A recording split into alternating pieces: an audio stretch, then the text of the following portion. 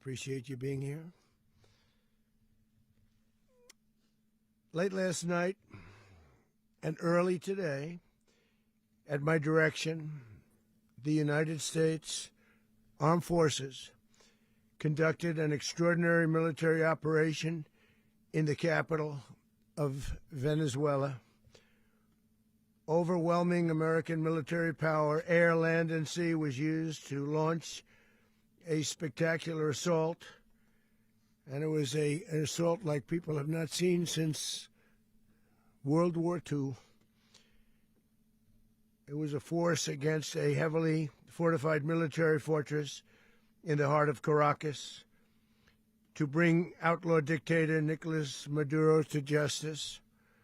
This was one of the most stunning, effective, and powerful displays of American military might and competence in American history. And if you think about it, we've done some other good ones, like the attack on Soleimani, the attack on al-Baghdadi, and the obliteration and decimation of the Iran nuclear sites just recently in an operation known as Midnight Hammer, all perfectly executed and done. No nation in the world could achieve what America achieved yesterday, or frankly, in just a short period of time. All Venezuelan military capacities were rendered powerless as the men and women of our military, working with U.S. law enforcement, successfully captured Maduro in the dead of night. It was dark. The lights of Caracas were largely turned off due to a certain expertise that we have. It was dark, and it was deadly. But captured along with his wife, Cilia Flores, both of whom now face American justice. Maduro and Flores have been indicted in the Southern District of New York, Jay Clayton, for their campaign of deadly narco-terrorism against the United States and its citizens. I want to thank the men and women of our military who achieved such an extraordinary success overnight with breathtaking speed, power, precision, and competence. You rarely see anything like it. You've seen some raids in this country that didn't go so well. They were an embarrassment. If you look back to Afghanistan, or if you look back to the Jimmy Carter days, they were different days. We're a respected country again, maybe like never before. These highly trained warriors, operating in collaboration with U.S. law enforcement, caught them in a very ready position. They were waiting for us. They knew we had many ships out in the sea, just sort of waiting. They knew we were coming. So they were in what's called a ready position, but they were completely overwhelmed and very quickly incapacitated. If you would have seen what I saw last night, you would have been very impressed. I'm not sure that you'll ever get to see it, but it was an incredible thing to see. Not a single American service member was killed, and not a single piece of American equipment was lost. We had many helicopters, many planes, many people involved in that fight. But think of that, not one piece of military equipment was lost, not one service member was, more importantly, killed. The United States military is the strongest and most fearsome military on the planet by far. With capabilities and skills our enemies can scarcely begin to imagine. We have the best equipment anywhere in the world. There's no equipment like what we have, and you see that even if you just look at the boats. We've knocked out 97% of the drugs coming in by sea. 90%. Each boat kills on average, 25,000 people. We knocked out 97%. And those drugs mostly come from a place called Venezuela.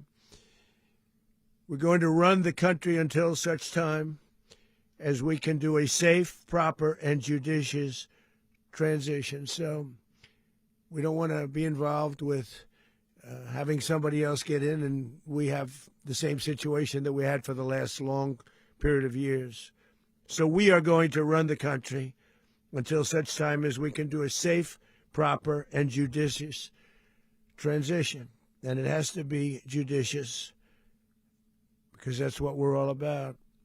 We want peace, liberty, and justice for the great people of Venezuela, and that includes many from Venezuela that are now living in the United States and want to go back to their country. It's their homeland. We can't take a chance that somebody else takes over Venezuela that doesn't have the good of the Venezuelan people in mind. We've had decades of that. We're not going to let that happen. We're there now, and what people don't understand, but they understand as I say this, we're there now, but we're going to stay until such time as the proper transition can take place. So we're going to stay until such time as we're going to run it, essentially, until such time as a proper transition can take place. As everyone knows, the oil business in Venezuela has been a bust, a total bust, for a long period of time. They were pumping almost nothing by comparison to what they could have been pumping and what could have taken place.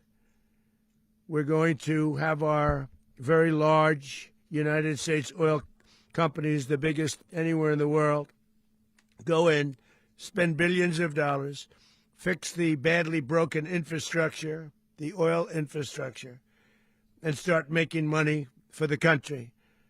And we are ready to stage a second and much larger attack if we need to do so. So we were prepared to do a second wave if we needed to do so. We actually assumed that a second wave would be necessary, but now it's probably not. The first wave, if you'd like to call it that, the first attack was so successful, we probably don't have to do a second, but we're prepared to do a second wave, a much bigger wave, actually. This was pinpoint, but we have a much bigger wave that probably won't have to do. This partnership of Venezuela with the United States of America, a country that everybody wants to be involved with because of what we were able to do and accomplish, will make the people of Venezuela rich, independent, and safe. And it will also make the many, many people from Venezuela that are living in the United States extremely happy. They suffered. They suffered. So much was taken from them. They're not going to suffer anymore. The illegitimate dictator Maduro was the kingpin of a vast criminal network responsible for trafficking colossal amounts of deadly and illicit drugs into the United States. As alleged in the indictment, he personally oversaw the vicious cartel known as Cartel de las Solas, which flooded our nation with lethal poison, responsible for the deaths of countless Americans, the many, many Americans. Hundreds of thousands over the years of Americans died because of him. Maduro and his wife will soon face the full might of American justice and stand trial on American soil. Right now, they're on a ship. They'll be heading to, ultimately, New York, and then a decision will be made, I assume, between New York and Miami or Florida. But we have people where the overwhelming evidence of their crimes will be presented in a court of law. And I've seen it. I've seen what we have. It's both horrible and breathtaking that something like this could have been allowed to take place. For many years after his term as president of Venezuela expired, Maduro remained in power and waged a ceaseless campaign of violence, terror, and subversion against the United States of America, threatening not only our people, but the stability of the entire region. And you all saw it. In addition to trafficking gigantic amounts of illegal drugs that inflicted untold suffering and human destruction all over the country, all over, in particular the United States. Maduro sent savage and murderous gangs, including the bloodthirsty prison gang, Tren de Aragua, to terrorize American communities nationwide, and he did indeed. They were in Colorado. They took over apartment complexes. They cut the fingers off people if they called police. They were brutal, but they're not so brutal now. And I just have to congratulate our military, Pete, and everybody, and our National Guard, because the job that they've done, whether it's in Washington, D.C., where we have a totally safe city, where it was one of the most unsafe cities anywhere in the world, frankly, and now we have no crime in Washington, D.C. We haven't had a killing. We had the terrorist attack a few weeks ago, a little bit of a different kind of a threat, but we haven't had a killing in a long period of time, 6-7 months. We used to have two, on average 2 a week in Washington, our capital. We don't have that anymore. The restaurants are opening. Everyone's happy.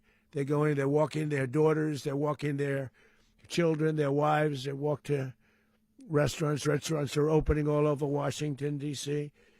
So I want to thank the National Guard. I want to thank our military. And I want to thank law enforcement. Been amazing. And they should do it with more cities. We're doing it, as you know, and we're doing it in Memphis, Tennessee right now, and crime is down. We've just sort of started a few weeks ago, but crime is down now 77%. And the governor of Louisiana called, great person, and he wanted us to help him, as you know, in a certain very nice part of Louisiana. And we have done that. And it was a rough section, and we have crime down. I understand it's down to almost nothing already after 2.5 weeks. New Orleans, it's down to almost nothing, and we've only been there for 2.5 weeks. Can't imagine why governors wouldn't want us to help. We also helped, as you know, in Chicago, and crime went down a little bit there. We did a very small help because we had no working ability with the governor. The governor was a disaster, and the mayor was a disaster, but it knocked down crime. But we're pulling out of there. When they need us, we'll know. You'll know. You'll be writing about it. And likewise, Los Angeles, where we saved Los Angeles early on, where the head of the police department made a statement that if the federal government didn't come in, we would have lost Los Angeles. That's long after the fires. That's when they had the riots in Los Angeles. We did a great job. Got no credit for it whatsoever, but that's okay. It doesn't matter. We don't need the credit. But we'll be pulling out when they need us. They'll call, or we'll go back if we have to. We'll go back. But we did a great job in various cities. But the place that we're very proud of is Washington, D.C., because it's our nation's capital. We took it from being a crime-ridden mess to being one of the safest cities in the country. But the gangs that they sent raped, tortured, and murdered American women and children. They were in all of the cities I mentioned, Tren de Aragua. And they were sent by Maduro to terrorize our people, and now Maduro will never again be able to threaten an American citizen or anybody from Venezuela. There will no longer be threats. For years I've highlighted the stories of those innocent Americans whose lives were so heartlessly robbed by this Venezuelan terrorist organization. Really one of the worst. One of the worst, they say the worst. Americans like 12-year-old Jocelyn Nungari from Houston. Beautiful Jocelyn Nungari, what happened to her? They, as you know, they kidnapped, assaulted, and murdered by Tren de Aragua animals. They murdered Jocelyn and left her dead under the bridge. There was a bridge that will never be the same to so many people after seeing what happened. As I've said many times, the Maduro regime emptied out their prisons, sent their worst and most violent monsters into the United States to steal American lives. And they came from mental institutions and insane asylums. They came from prisons and jails. The reason I say both, they sound similar. Actually, prisons a little bit more hostile, a little bit tougher. a mental institution isn't as tough as an insane asylum, but we got them both. They sent from their mental institutions. They sent from their jails, prisons. They were drug dealers. They were drug kingpins. They sent everybody bad into the United States, but no longer. And we have now a border where nobody gets through. In addition, Venezuela unilaterally seized and stole American oil, American assets, and American platforms, costing us billions and billions of dollars. They did this a while ago, but we never had a president that did anything about it. They took all of our property. It was our property. We built it. And we never had a president that decided to do anything about it. Instead, they fought wars that were 10,000 miles away. We built Venezuela oil industry with American talent, drive, and skill, and the socialist regime stole it from us during those previous administrations, and they stole it through force. This constituted one of the largest thefts of American property in the history of our country. Considered the largest theft of property in the history of our country. Massive oil infrastructure was taken like we were babies, so we didn't do anything about it. I would have done something about it. America will never allow foreign powers to rob our people or drive us back into and out of our own hemisphere. That's what they did. Furthermore, under the now deposed dictator Maduro, Venezuela was increasingly hosting foreign adversaries in our region and acquiring menacing offensive weapons that could threaten U.S. interests and lives. And they used those weapons last night. Potentially in league with the cartels operating along our border. All of these actions were in gross violation of the core principles of American foreign policy, dating back more than 2 centuries, and not anymore. All the way back, it dated to the Monroe Doctrines, and the Monroe Doctrine is a big deal, but we've superseded it by a lot, by a real lot. They now call it the Donroe Document. I don't know. It's Monroe Doctrine. We sort of forgot about it. It was very important, but we forgot about it. We don't forget about it anymore. Under our new national security strategy, American dominance in the Western Hemisphere will never be questioned again. Won't happen. So just in concluding, for decades, other administrations have neglected or even contributed to these growing security threats in the Western Hemisphere. Under the Trump administration, we are reasserting American power in a very powerful way in our home region. And our home region is very different than it was just a short while ago. The future will be, and we did this in my first term.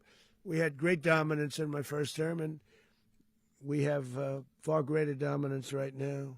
Everyone's coming back to us. The future will be determined by the ability to protect commerce and territory and resources that are core to national security. These are core to our national security. Just like tariffs are, they've made our country rich, and they've made our national security stronger than ever before. But these are the iron laws that have always determined global power, and we're going to keep it that way. We will secure our borders. We will stop the terrorists. We will crash the cartels, and we will defend our citizens against all threats, foreign and domestic. Other presidents may have lacked the courage or whatever to defend America, but I will never allow terrorists and criminals to operate with impunity against the United States. This extremely successful operation should serve as warning to anyone who would threaten American sovereignty or endanger American lives. Very importantly, the embargo on all Venezuelan oil remains in full effect. The American Armada remains poised in position, and the United States retains all military options until United States demands have been fully met and fully satisfied. All political and military figures in Venezuela should understand what happened to Maduro can happen to them, and it will happen to them if they aren't just fair, even to their people. The dictator and terrorist Maduro is finally gone in Venezuela. People are free. They're free again. It's been a long time for them, but they're free. America is a safer nation. This morning, it's a prouder nation this morning because it didn't allow this horrible person and this country that was doing very bad things to us. It didn't allow it to happen. And the Western Hemisphere is right now a much safer place to be. So I want to thank everybody for being here. I want to thank General Raisin Kane. He's a fantastic man. I've worked with a lot of generals. I worked with some I didn't like. I worked with some I didn't respect. I worked with some that just weren't good. But this guy is fantastic. I watched last night one of the most precise attacks on sovereignty. I mean, it was an attack for justice. And I'm very proud of him, and I'm very proud of our Secretary of War, Pete Hegseth, who I'm going to ask to say a few words. Thank you very much.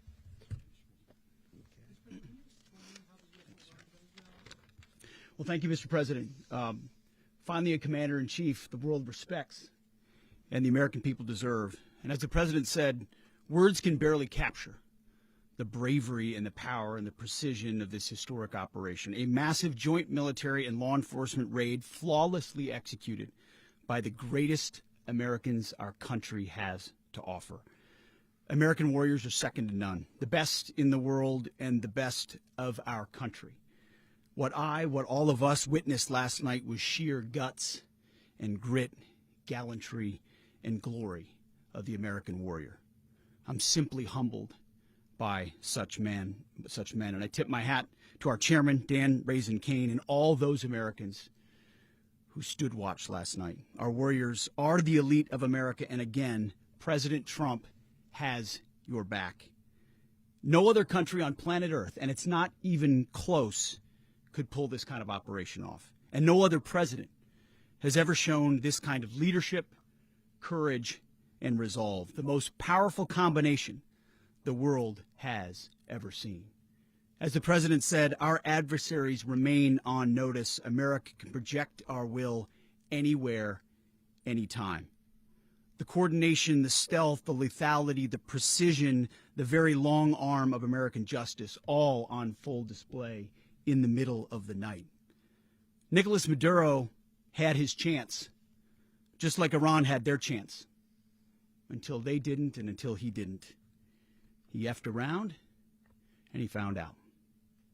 President Trump is deadly serious about stopping the flow of gangs and violence to our country, deadly serious about stopping the flow of drugs and poison to our people, deadly serious about getting back the oil that was stolen from us, and deadly serious about reestablishing American deterrence and dominance in the Western Hemisphere.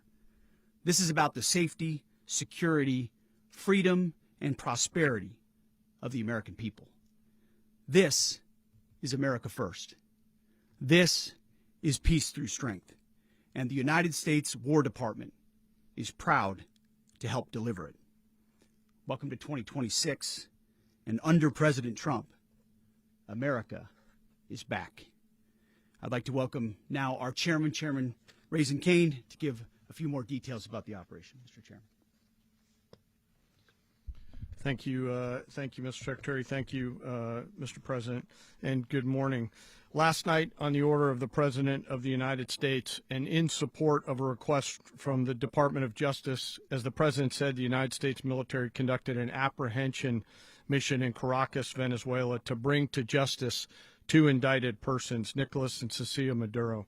This operation, known as Operation Absolute Resolve, was discreet, precise, and conducted during the darkest hours of January 2nd and was the culmination of months of planning and rehearsal, an operation that, frankly, only the United States military could undertake.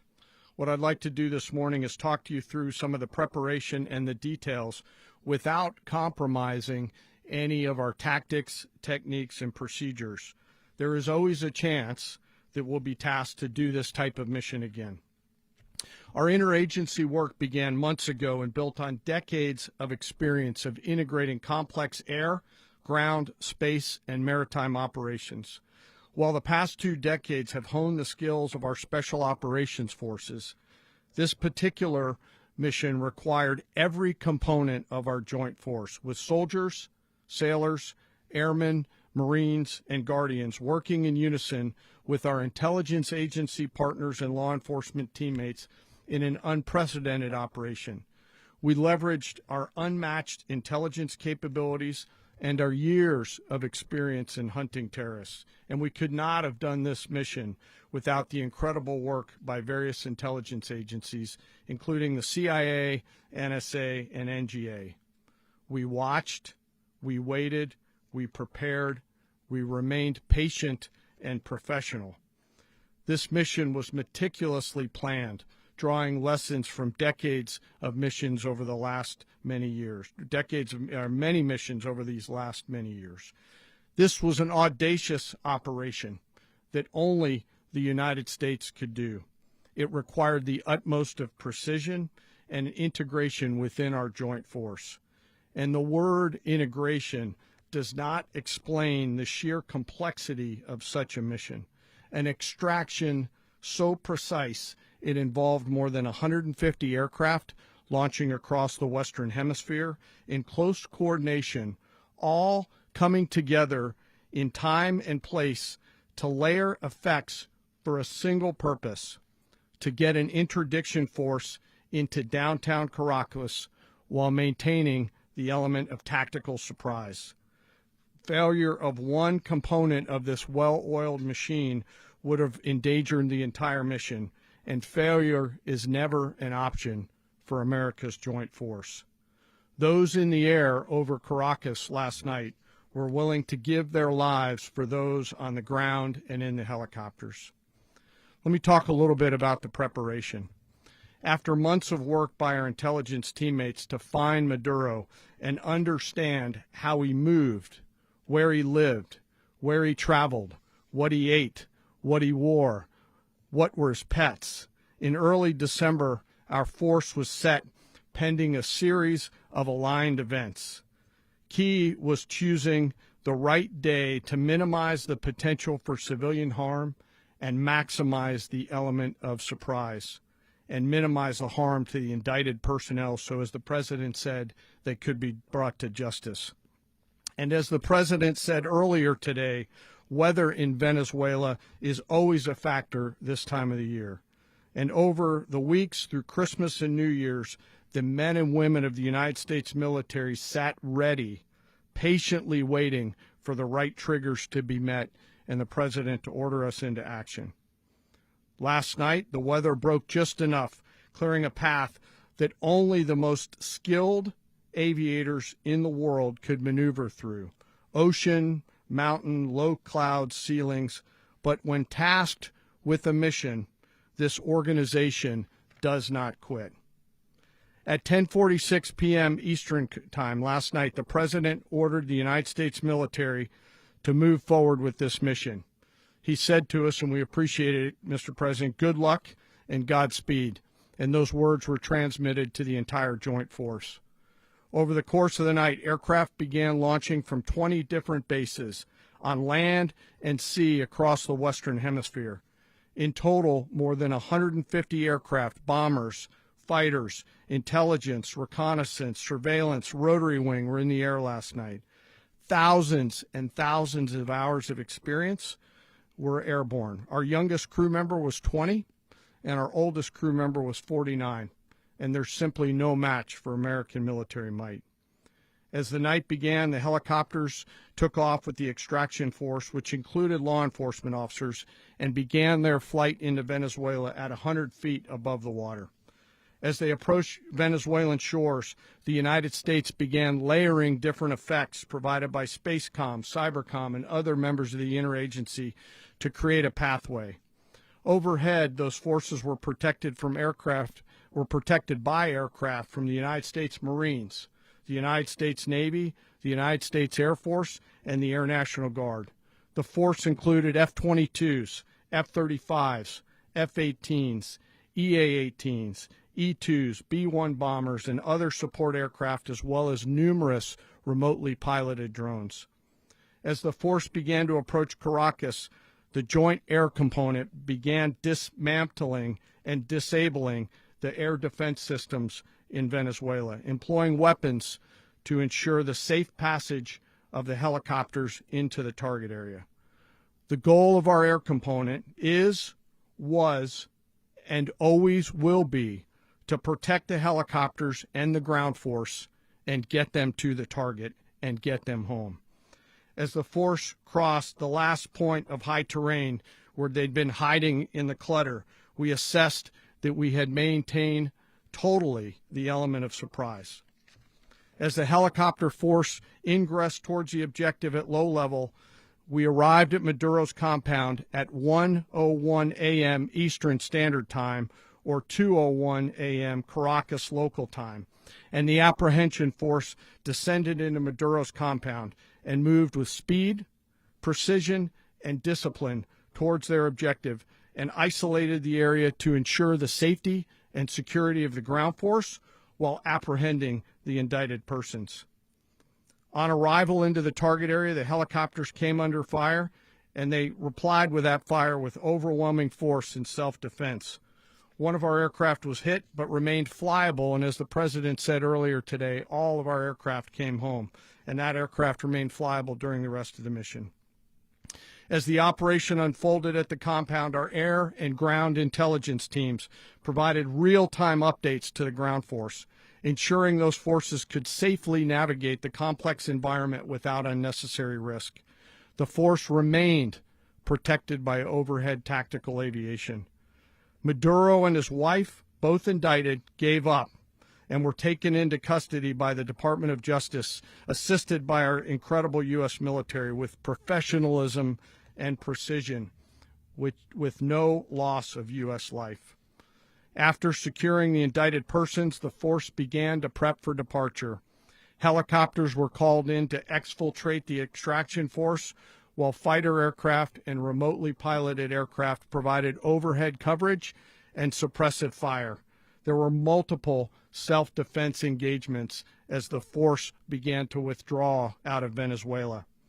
The force successfully exfiltrated and returned to their afloat launch bases, and the force was over the water at 3:29 a.m. Eastern Standard Time with indicted persons on board. And both Maduro and his wife were embarked aboard the USS Iwo Jima. In closing, what we've witnessed today is a powerful demonstration of America's joint force. We think, we develop, we train, we rehearse, we debrief, we rehearse again and again, not to get it right, but to ensure that we cannot get it wrong. Our jobs are to integrate combat power so when the order comes, we can deliver overwhelming force at the time and the place of our choosing against any foe anywhere in the world. I am immensely proud today of our joint force and filled with gratitude to represent them here today. There is simply no mission too difficult for these incredible professionals and the families that stand by them and support them. As we stand here this morning, our forces remain in the region at a high state of readiness, prepared to project power, defend themselves, and our interests in the region. This operation is a testament to the dedication and unwavering commitment to justice and our resolve to hold accountable those who threaten peace and stability. In closing, I want to express my heartfelt gratitude to the brave men and women who executed this mission.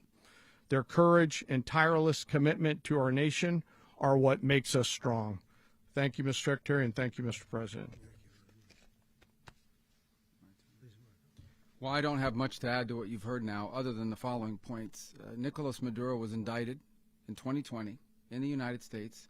He is not the legitimate president of Venezuela. That's not just us saying it. The first Trump administration, the Biden administration, the second Trump administration, none of those three recognized him. He's not recognized by the European Union and multiple countries around the world. He is a fugitive of American justice with a $50 million reward, which I guess we saved $50 million. And Make sure. Yeah, exactly. But Don't let anybody claim it. Nobody deserves it but us. but I want to be clear about one thing. Nicolás Maduro had multiple opportunities to avoid this. He was provided multiple very, very, very generous offers and chose instead to act like a wild man, chose instead to play around. And the result is what we saw tonight. The other message here is the following. You have a guy, like many people around the world, they like to play games. You have a guy who decides he's going to invite Iran into his country, is going to, do the confiscation of American oil companies, is going to flood our country with gang members, is going to take Americans prisoner and try to hold them for hostage and trade them like he was able to do with the Biden administration. Basically likes to play games all this time and thinks nothing's going to happen. And I hope what people now understand is that we have a president. The 47th president of the United States is not a game player. When he tells you that he's going to do something, when tells you he's going to address a problem, he means it. He actions it. I can tell you, I've watched this process now for 14, 15 years, been around it. Everybody talks. I'm going to do this. I'm going to do that. When I get there, we're going to do this. We're going to take. This is a president of action. Like, I don't understand yet how they haven't figured this out. And now, if you don't know, now you know. Because this is the way it's going to play out. And I think people need to understand that this is not a president that just talks and does letters and press conferences. And, if he says he's serious about something, he means it. And this is something that was a direct threat to the national interest of the United States. And the president addressed it. There's a president of peace, by the way. I told you what I just said earlier. This guy had multiple opportunities to find his way somewhere else and figure out another. He could have been living somewhere else right now very happy. But instead, he wanted to play big boy. And so now, he's got other sets of problems on his hands. And but I think that the message here should be for the world. Look, the president doesn't go out looking for people to pick fights with. He's not generally wants to get along with everybody. We'll talk and meet with anybody. But don't play games. Don't play games with this president's in office because it's not going to turn out well. And so I hope that, I guess that lesson was learned last night, and we hope it'll be instructive moving forward. Is that a message for Cuba, Mr. President?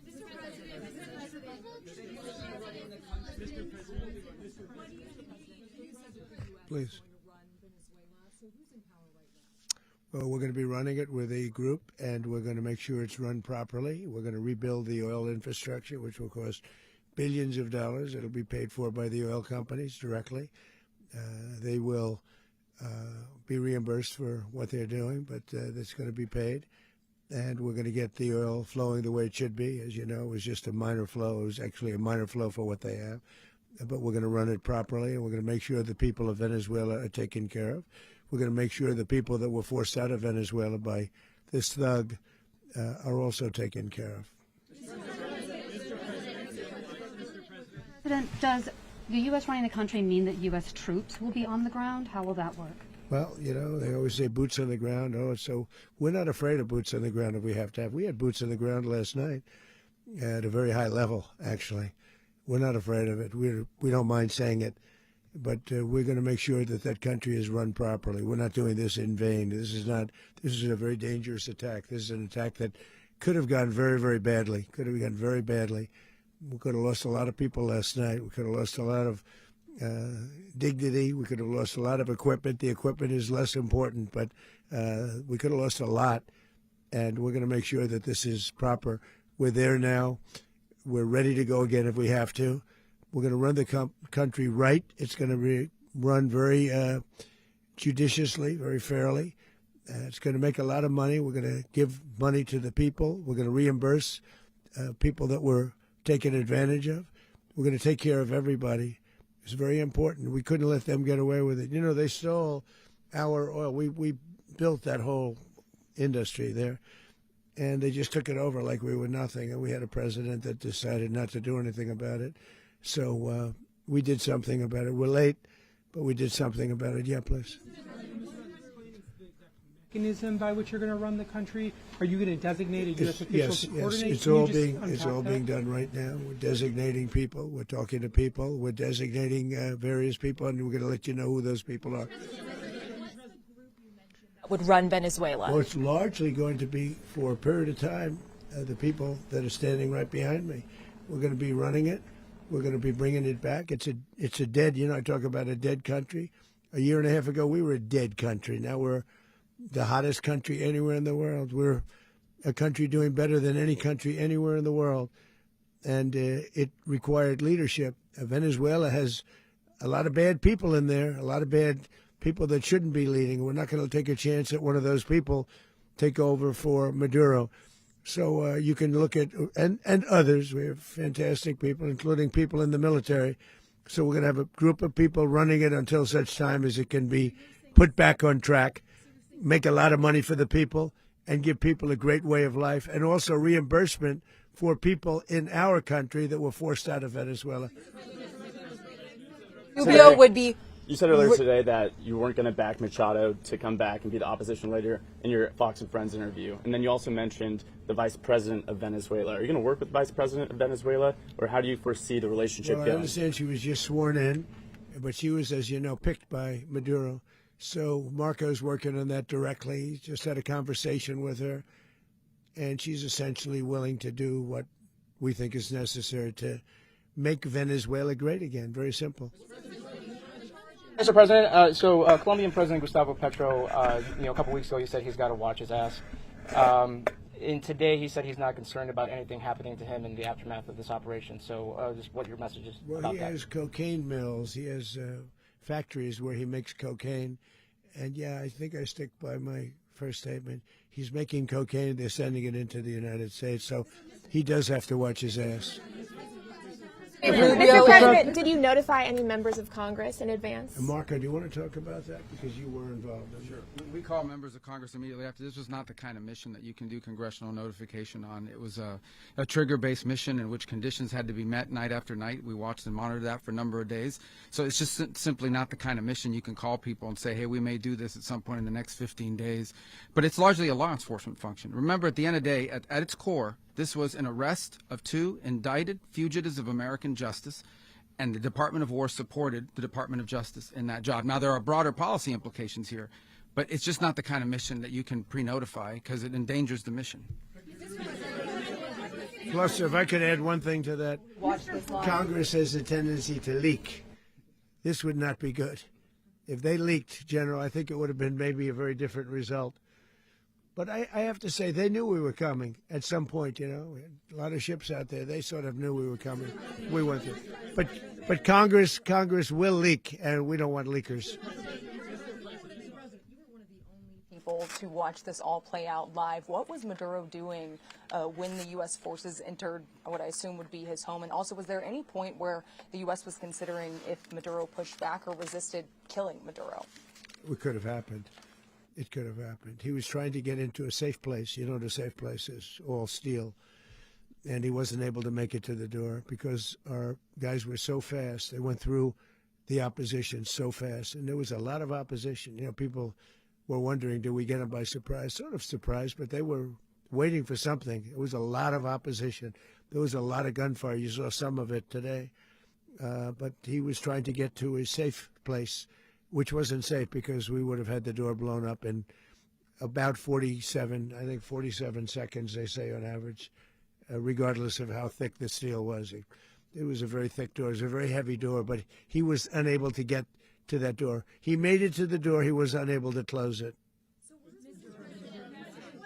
Go ahead, finish.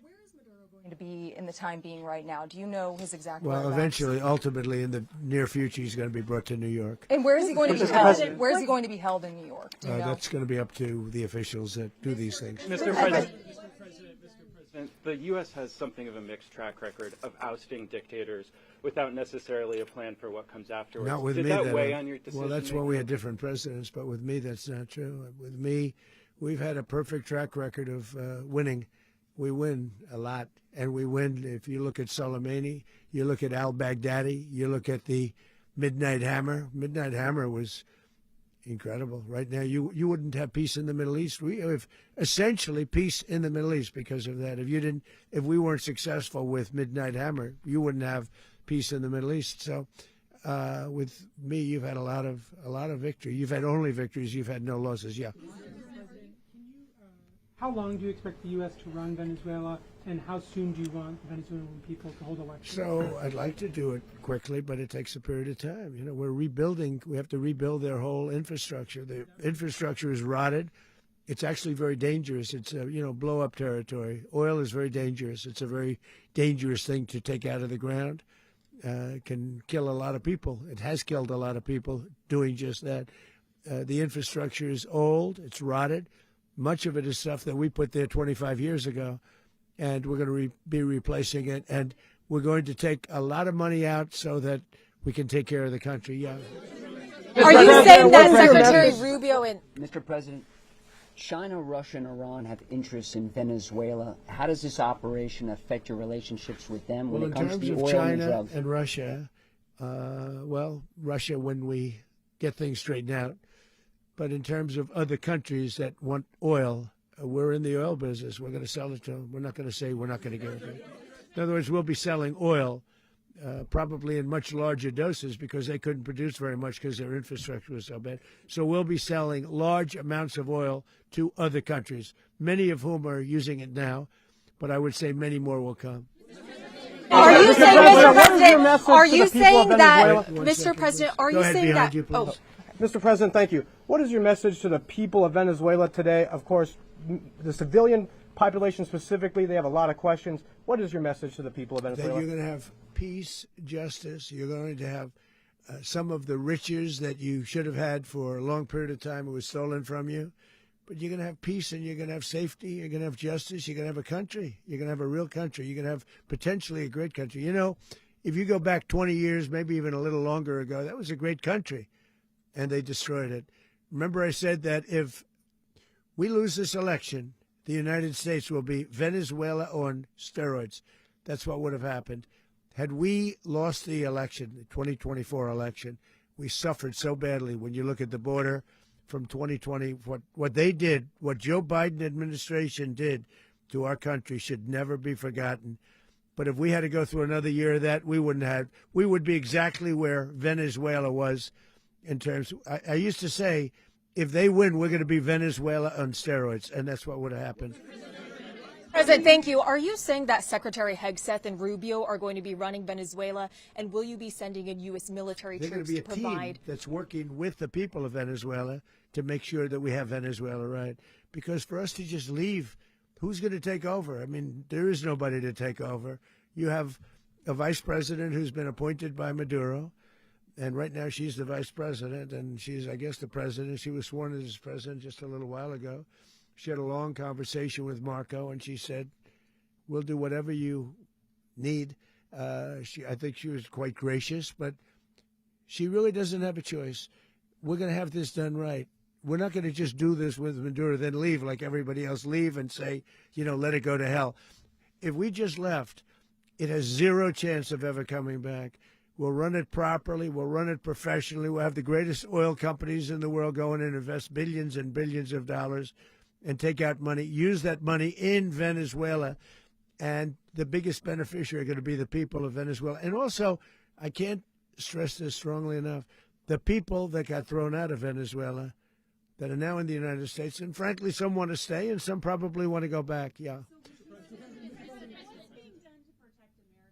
In the country, and were any of the detained Americans? Well, right now they're very protected because nobody's going to mess with us. They're very protected. The people of, and we let them know that you better not touch one of them. And are you concerned that bad elements of the Maduro regime will remain in place? Well, we know who they are. We're on them, and they're acting much differently now than they would have acted 2 days ago. Okay, wait, behind you, please. Mr. President, why is running a country in South America America first? Well, I think it is because we want to surround ourselves with good neighbors. We want to surround ourselves with stability. We want to surround ourselves with energy. We have tremendous energy in that country. It's very important that we protect it. We need that for ourselves. We need that for the world. And we want to make sure we can protect it. Yes, sir. Please, go ahead. Yeah, is there a message here for Cuba and Diaz-Canel? Well, Cuba is an interesting case. Cuba is, not doing very well right now. That system has not been a very good one for Cuba. The people there have suffered for many, many years. And I think Cuba is going to be something we'll end up talking about because Cuba is a failing nation right now, very badly failing nation. And we want to help the people. It's very similar in the sense that we want to help the people in Cuba, but we want to also help the people that were forced out of Cuba and living in this country. Do you want to say something about that, Marco, please? Well, I mean, I just gave you a statement a few minutes ago about when the president speaks, you should take him seriously. So suffice it to say, Cuba is a disaster. It's run by incompetent, senile men, and in some cases, not senile but incompetent nonetheless. It has no economy. It's in total collapse. And by the way, they were, all of the guards that helped protect Maduro. This is well known. Their whole spy agency, all that were full of Cubans. I mean, it's amazing. This poor island took over Venezuela in some cases. One of the biggest problems the Venezuelans have is they have to declare independence from Cuba that tried to basically colonize it from a security standpoint. So, yeah, look, if I lived in Havana and I was in the government, I'd be concerned, at least a little bit. Cutting off the oil flow to Cuba from Venezuela? Well, the president already announced a week ago that anything that's sanctioned, it's sanctioned oil, it's not going to be allowed to get there. So that's a pre-existing. The answer is yes. Yes.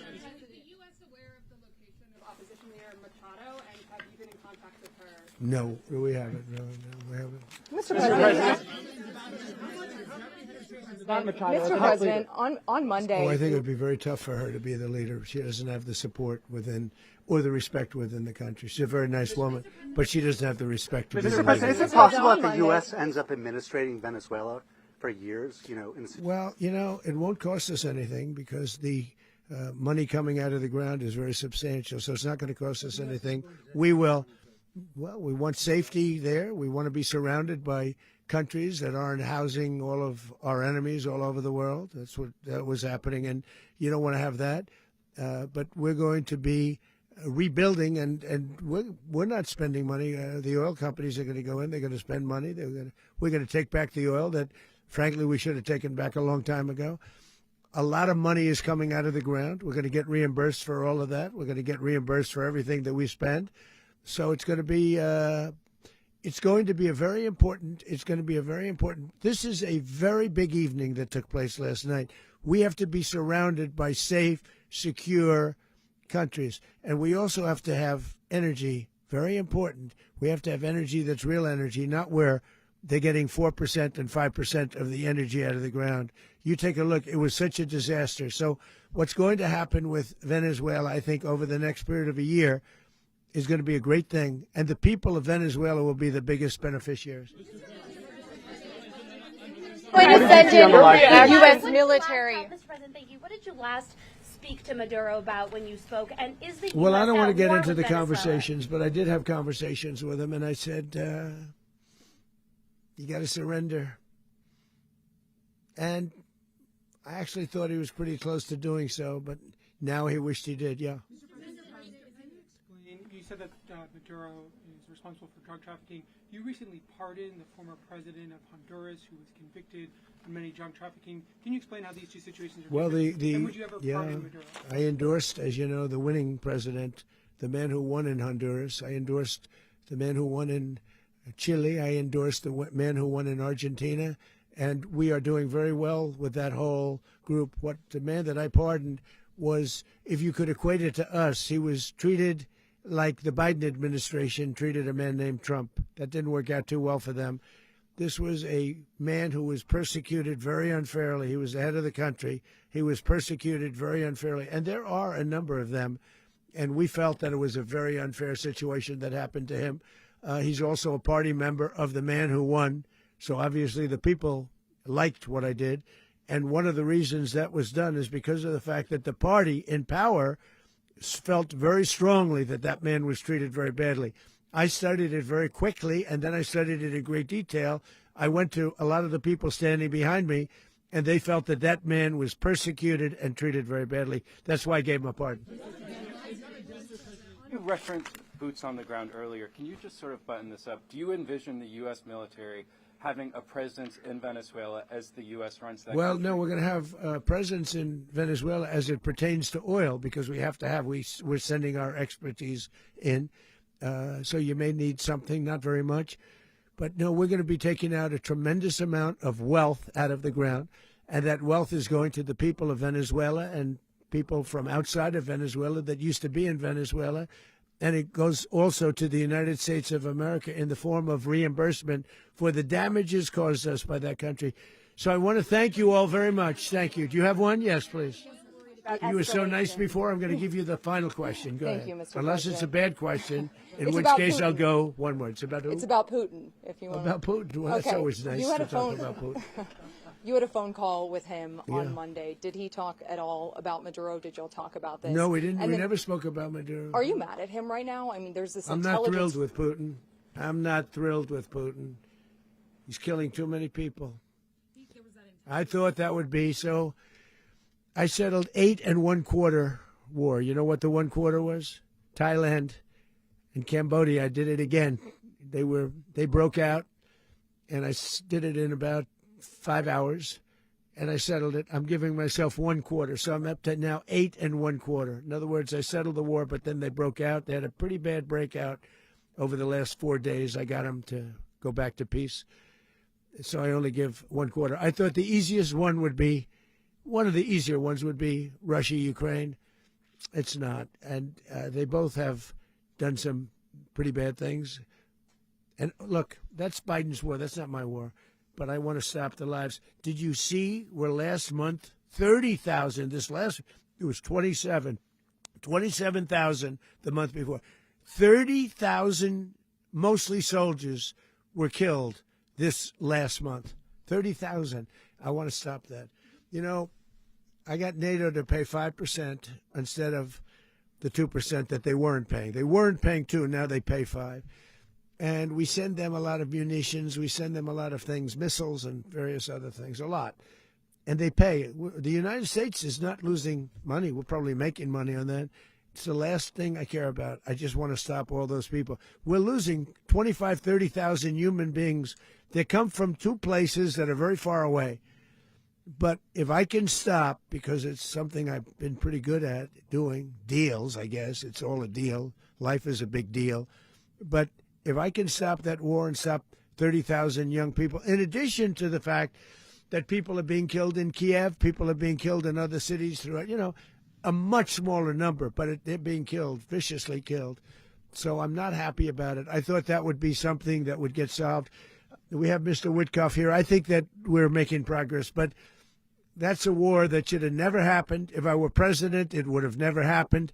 Putin says it. Everybody says it. If I were president, that would have never happened. But I inherited that war. That was Joe Biden, Zelensky, and Putin.